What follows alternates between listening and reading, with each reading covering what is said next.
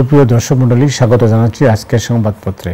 দর্শক মণ্ডলী, আমাদের সঙ্গে রয়েছেন ডক্টর আমেনা মহসিন আপা। স্বাগত আপনাকে স্টুডিওতে। যথারীতি শিরোনাম দেখে নিচ্ছি। দৈনিক ইত্তেফাকের শিরোনাম হচ্ছে, দক্ষিণ পশ্চিমাঞ্চলে আবারও মাথাচাড়া দিচ্ছে চরমপন্থীরা, দেশ পুনর্গঠনের দ্রুততম সময়ে স্বচ্ছ নির্বাচন জরুরি, স্থানীয় সরকারের সব নির্বাচন এখনই একসঙ্গে করা সম্ভব, সমকাল কোনো কাজেই গতি নেই, নাগরিক সেবা লাঠে, ডেভিল হান্টেও থামেনি ডাকাতি, চুরি, ছিনতাই। মানবজমিন গরমে লোডশেডিংয়ের সংখ্যা সমস্যা গেছেও, সরজমিন 4 জেলা, কেউ কারো কথা শুনছে না, ভোট হলে ভালো। আমার দেশ মডেল মসজিদে অডেল দুর্নীতি, ডিবির রিমান্ডে আলেমদের জিজ্ঞাসাবাদ করতেন সন্তোষ শর্মা। কালবেলা ছাত্র সংসদ নির্বাচনের উদ্যোগে ভাটা, 12,000 টাকার যন্ত্র কেনা হয় 1,33,000-এ। সংগ্রাম, জুনের মধ্যে স্থানীয় সরকার নির্বাচন করা যেতে পারে, সংস্কার কমিশন। ভারতের সাথে 86 অসম গোপন চুক্তি প্রকাশ ও বাতিল দাবি। করতোয়া 2 সদস্যের অচেনা প্রতিষ্ঠানকে $29 মিলিয়ন সহায়তা। নির্বাচনের কাজটি দ্রুত করুন। The business standard, cost jumps nearly 3 times for Eastern refineries, delayed second unit. কেমন আছেন আপা? তো আছি, আপনি ভালো? জি। কি দেখছেন পরিস্থিতি বাংলাদেশের? দেশ কি সঠিক পথে এগুচ্ছে? দেখুন মতি ভাই, আমি কিছুক্ষণ আগে আপনার সাথে কথা বলছিলাম যে আমরা আমাদের সাধারণ মানুষরা আর কত রক্ত দেবে, এই কথাটা আপনাকে বললাম না, একটু আগেই বললাম। আমরা যেটা দেখতে পাচ্ছি জিনিসগুলো, অবশ্য আমি একটুখানি বলে নিই যে ধরেন যে পরিপ্রেক্ষিতে এই অভ্যুত্থান বলেন, আপনি আপরাইজিং বলেন, যেটাই বলেন, সেখানে না যে ভ্যাকিউমগুলো তৈরি হয়েছে, সেখানে এগুলো ফিল আপ করার একটা সময় লাগবে। হ্যাঁ, সেটা আমাদেরকে স্বীকার করে নিতে হবে, এবং এই কেওসটা এগুলো ব্যাপার আছে। কিন্তু জিনিসটা হলো কি, গভর্নেন্সের ব্যাপারটা এখন তো ধরেন অগস্ট থেকে দিস ইজ ফেব্রুয়ারি শেষ হচ্ছে, বেশ অনেকটা সময় কেটে গেছে না? তো সেখানে শক্ত হাতে হালটা ধরা দরকার, এবং দরকার ছিল। সো আমার কাছে যেটা মনে হচ্ছে যে যে জায়গাটা আমি খুবই উৎকণ্ঠা বোধ করছি, বা আপনি বলেন যে আমি খুব কনসার্ন, আইন শৃঙ্খলার ব্যাপারটা। এইখানে হঠাৎ করে মনে হচ্ছে কেউ আর নিয়ম মানতে চাচ্ছে না। আপনি দেখেন রাস্তাঘাটে হঠাৎ করে বন্ধ হয়ে যাচ্ছে, যে যার দাবি নিয়ে বসছে, এবং সাধারণ মানুষদের যে ভোগান্তি সেটা তো বলার মতো না। এবং শাহবাগ এরিয়াটা একটা পপুলার এরিয়া হয়ে গেছে এখন সব ধরনের দাবি দাওয়া আদায় করার জন্য। আপনি যদি শাহবাগ এরিয়াটাকে একটু কনসিডার করেন, ওখানে কিন্তু 2টো মেডিকেল কলেজ আছে, তাই না? একদিকে পিজি আর একদিকে ইব্রাহিম কার্ডিয়াক, এদিকে ঢাকা বিশ্ববিদ্যালয়, বুয়েট, খুবই একটা গুরুত্বপূর্ণ জায়গা। সেদিন আমি পত্রিকায় একটা ছবি দেখছিলাম যে একটা ছেলে তার মাকে হুইল চেয়ারে করে নিয়ে যাচ্ছে, রাস্তা ক্রস করাচ্ছে, মা মাত্র ডায়ালিসিস করে বের হয়েছেন। সেগুলো তো সাধারণ মানুষের ভোগান্তি ছাড়া আর কিছু না।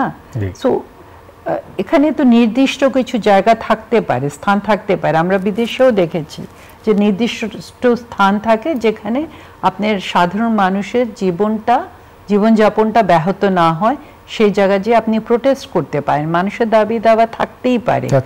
এবং আমরা বারবারই একটা কথা বলেছি যে ধরেন একটা কেওস, একটা ধরেন the silence of a graveyard is better, is worse than একটা chaotic situation। মানুষ কথা বলবে, দাবি তুলবে, এটা ধরেন একটা আমরা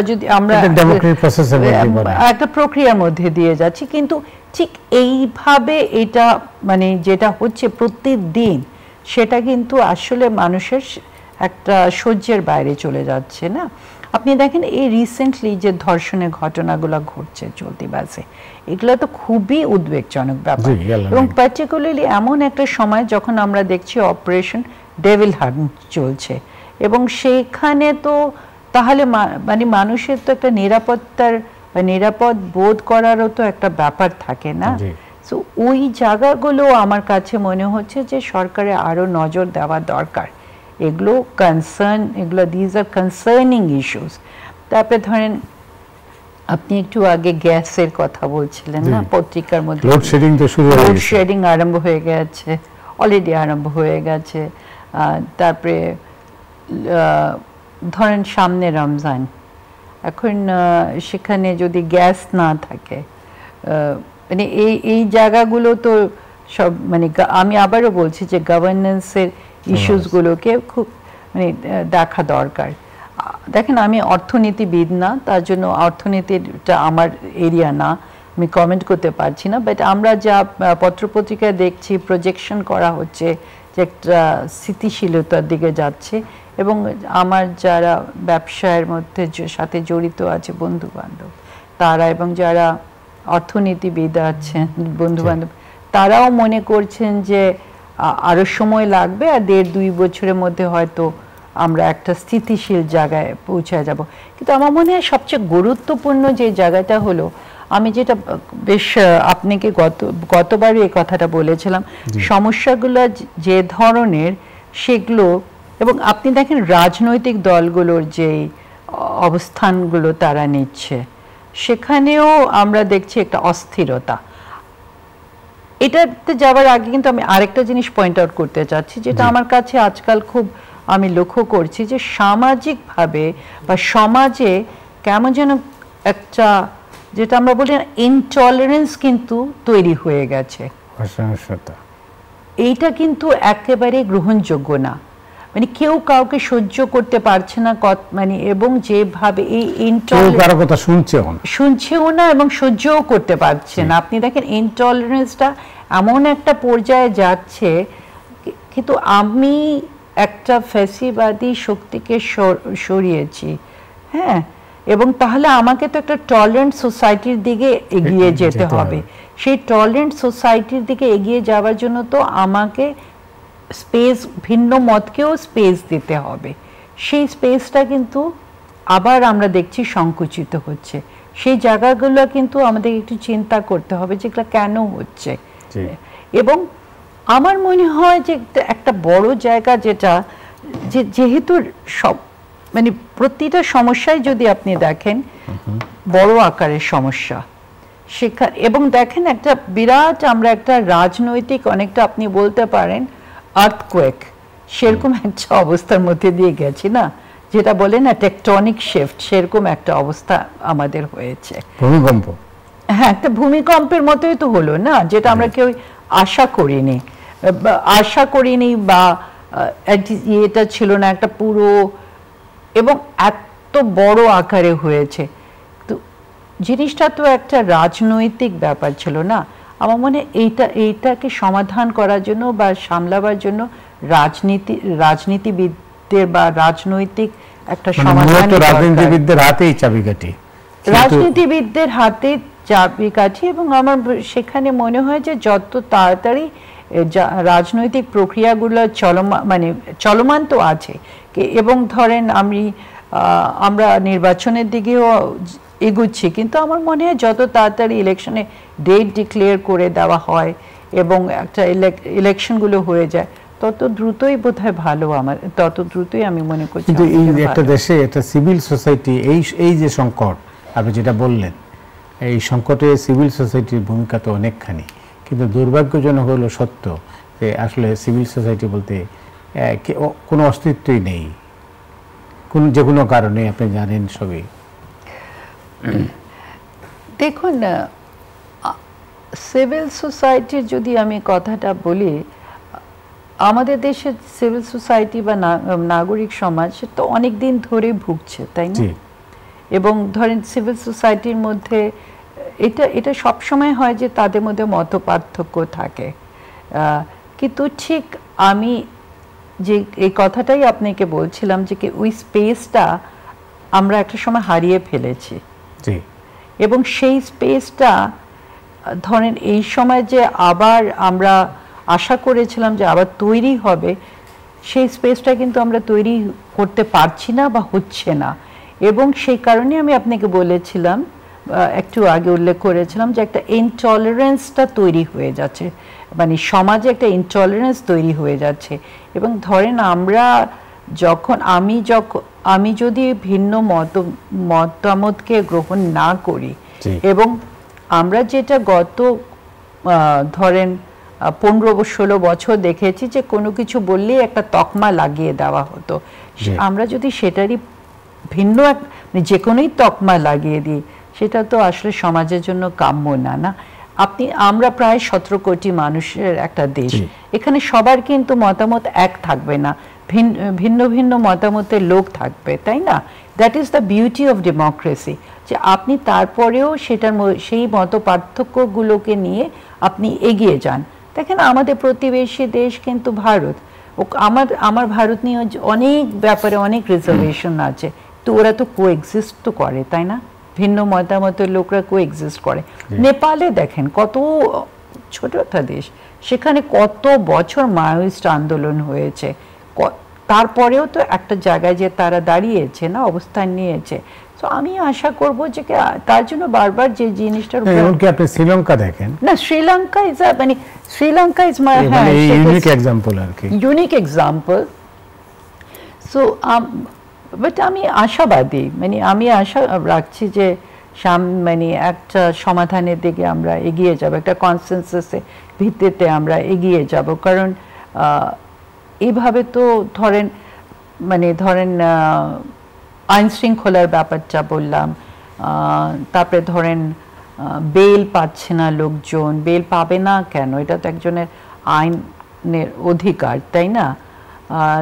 যখন একটা অপারেশন ডেভিল হান্ট চলছে, তখন যে কি এখন তো আপনি যদি এই কথাটাই বলেন, তাইলে কেউ তকমা লাগাই দিবেন,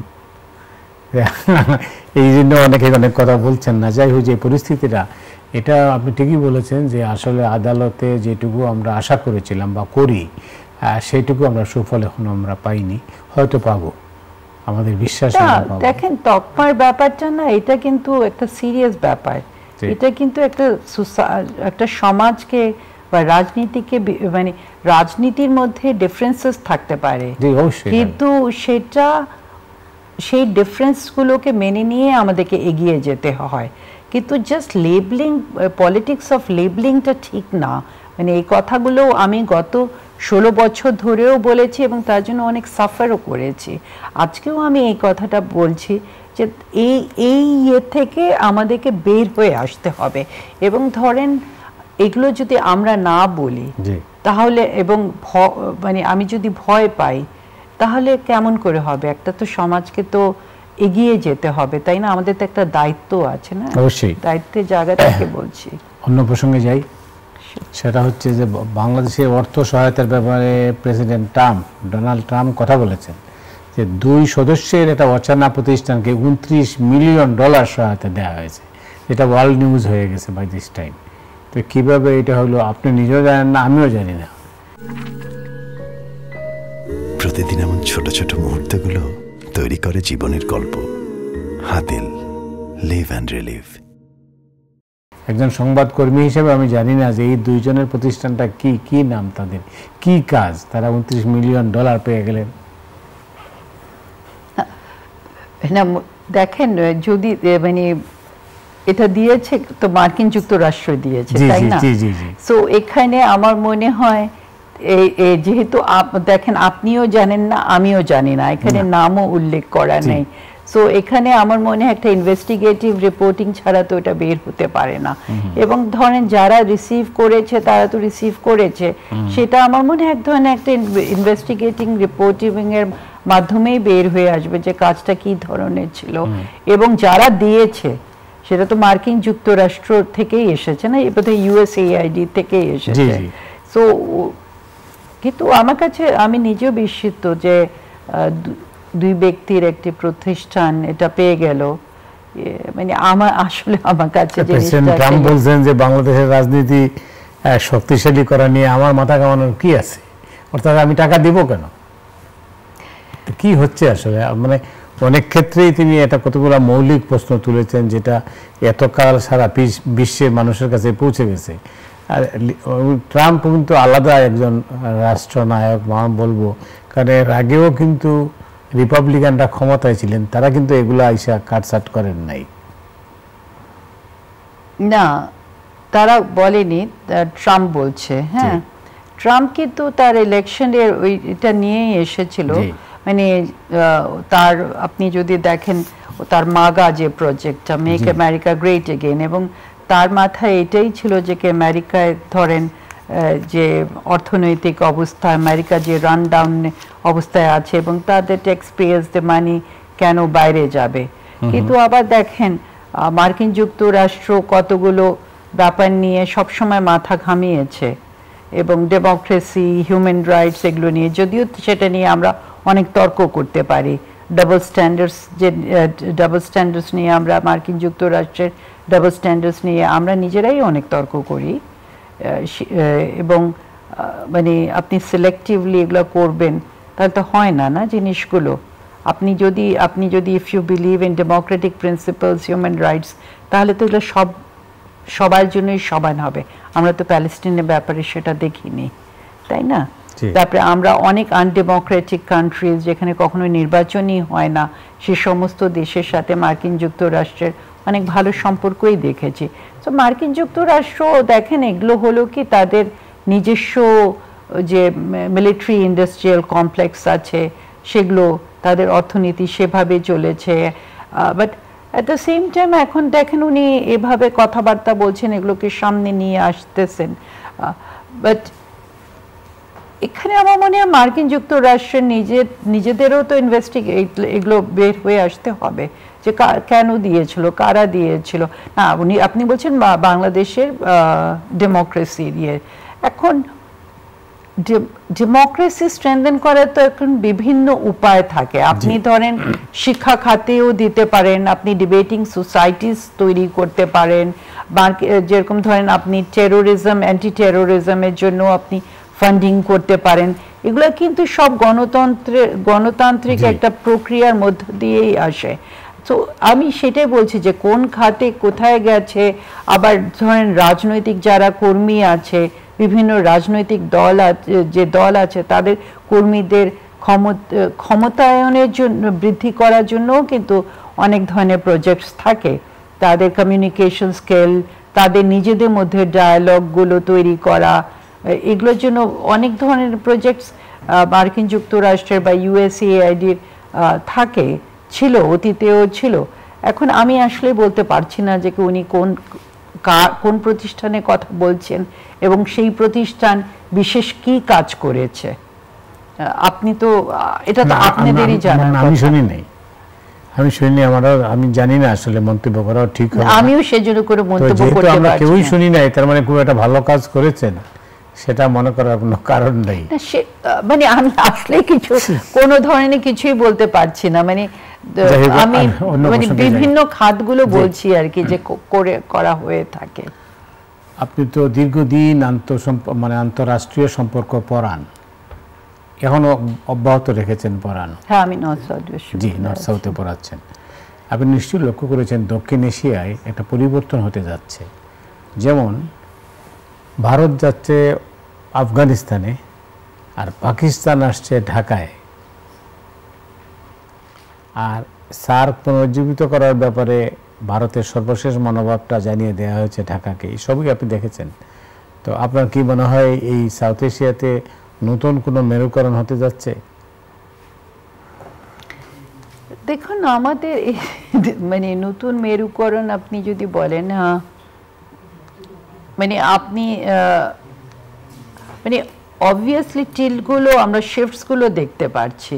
মানে বাংলাদেশে যদি নির্বাচনও হয়, ঠিক মানে 24-এর আগের অবস্থানে কিন্তু বাংলাদেশের পররাষ্ট্রনীতি থাকবে না, তাই না? এবং সেটা বেশ পরিষ্কার।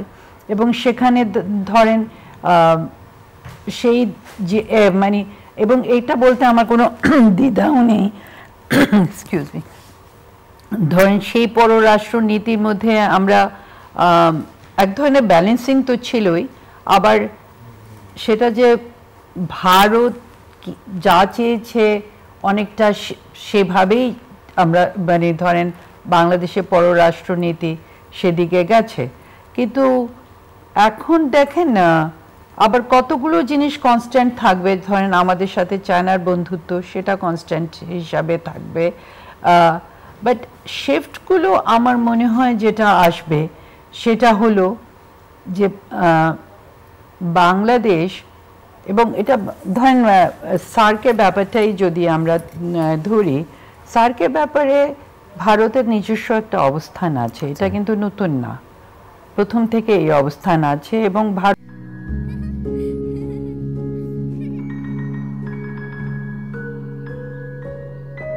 প্রতিদিন এমন ছোট ছোট মুহূর্তগুলো তৈরি করে জীবনের গল্প। Hatil, live and relive. ভারতের অবস্থানটা কেন আছে, বিভিন্ন কারণে আছে সেই জায়গাগুলো, কিন্তু সেই কনসার্নগুলো, ধরেন জঙ্গিবাদের কনসার্নটা বলছে না, সন্ত্রাসবাদের কনসার্নটা ভারত রেজ করেছে, কিন্তু এখানে সে কনসার্নটা তো বাংলাদেশেরও আছে, তাই না? এবং এই দক্ষিণ এশিয়ার প্রত্যেকটা দেশের আছে। কিন্তু আমি আবারও বলছি যে ধরেন ভারতের এই যে স্ট্যান্ডটা, পজিশনটা, এই পজিশন নিয়েও অনেক ধরনের তর্ক বিতর্ক হতে পারে। আমি বম্বে অ্যাটাকের কথা বলছি না, বাট ওভারঅল পজিশনটা নিয়ে বলছি। এবং দক্ষিণ এশিয়ার যে আরও দেশগুলো আছে, নেপাল, ভুটান, শ্রীলঙ্কা, মলদ্বীপস, তারা কি চাচ্ছে সেটাও আমাদের একটা দেখার ব্যাপার আছে, তাই না? সো ভারতের যে ফরেন পলিসিটা ছিল নেবারহুড ফার্স্ট পলিসিটা তো ওদের সাকসেসফুল হয়নি, আমরা দেখতে পাচ্ছি, পরিষ্কার, তাই না? পরিষ্কারভাবে দেখতে পাচ্ছি। সো আমার মনে হয় যে যে জিনিসটা, যে জায়গাটাতে আমরা আলটিমেটলি হয়তো যে দাঁড়াবো বা বাংলাদেশ হয়তো এগোবে, সেটা হলো যে এখানে দক্ষিণ এশিয়ার যে আরও অন্যান্য রাষ্ট্রগুলো আছে, নেপাল, ভুটান, এরা কি চাচ্ছে সার্কের ব্যাপারে, সেটাও আমাদের একটা দেখার বিষয়টা থাকবে। তো সবাই ভিন্ন লেন্স থেকেই দেখে, এবং এটা ধরে নেওয়ার কোনো কারণ নেই যে বাংলাদেশ চট করে পাকিস্তানকে নিয়ে আসবে বা এরকম আমি সেটা মনে করি না। আমার যেটা মনে হয় যে দেখেন ৭১-এর ইস্যুটা আমাদের কাছে একটা বড় ইস্যু, সেখানে একটা বাংলাদেশের অবস্থান থাকা দরকার, এবং বাংলাদেশ সেই একটা জায়গা আছে। আরেকটা যে ব্যাপারটা আমাদের দেখার ব্যাপার, সেটা হলো যে সন্ত্রাসবাদ তো আমাদের নিজেদেরও কনসার্ন, এবং আমরা গ্লোবাল টেরোরিজম ইন্ডেক্সে অনেক ভালো করেছি। সো এই জায়গাগুলো তো আমাদের মানে দেখতে হবে। দক্ষিণ পূর্ব এশিয়া বলেন, চায়না বলেন, এগুলো সবগুলোকে নিয়ে কিভাবে আমরা আমাদের নিজেদের স্বার্থটা নিয়ে এগিয়ে যেতে পারি, সেদিকে আমাদেরকে এগিয়ে যেতে হবে আর কি। অনেক ধন্যবাদ আপা, আবারও দেখা হবে আপনার সঙ্গে। দর্শক মণ্ডলী, আজ পর্যন্তই। আবার সবাই ভালো থাকুন। শুভরাত্রি।